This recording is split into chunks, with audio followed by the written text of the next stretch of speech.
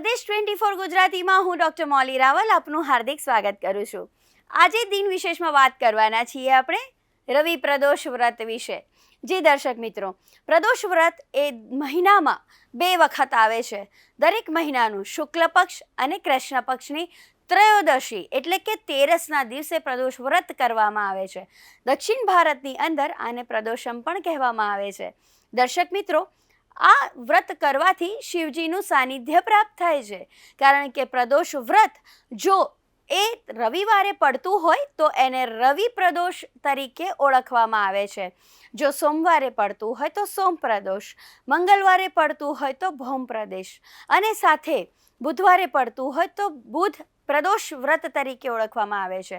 આવી રીતે આપણા જીવનની અનેક જે મુશ્કેલીઓ છે એને દૂર કરવા માટે શિવજીનું સાનિધ્ય પ્રાપ્ત કરવું હોય, એમની આરાધના કરવી હોય તો પ્રદોષ વ્રત એ સુખ સંપત્તિ ઐશ્વર્ય માટે ખૂબ જ મહત્વનું અતિ ગુણકારક બની રહે છે।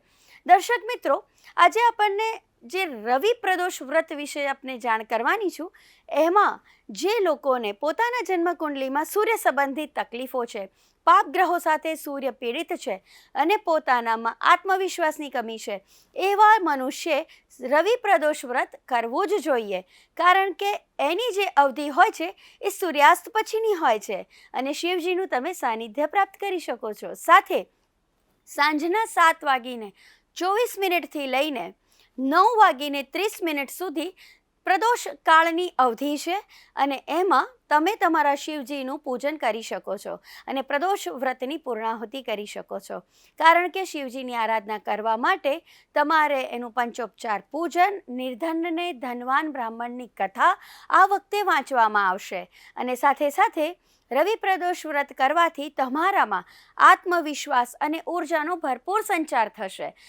આ વ્રતને આપણે પૂર્વજોની મુક્તિ માટે પણ કરી શકીએ છીએ, કારણ કે જ્યારે સૂર્ય એ અધિપતિ છે રવિવારનો, ત્યારે તમારા પૂર્વજોની મુક્તિ માટે પિતૃદોષ નિવારણ અર્થે પણ તમારે પ્રદોષ વ્રત કરી શકો છો। માટે તમારા જીવનમાં સુખ સમૃદ્ધિ લાવો અને રવિ પ્રદોષ વ્રત કરો। આવી જ નાની નાની વાતો સાથે આપણે ફરીથી મળતા રહીશું। નમસ્કાર।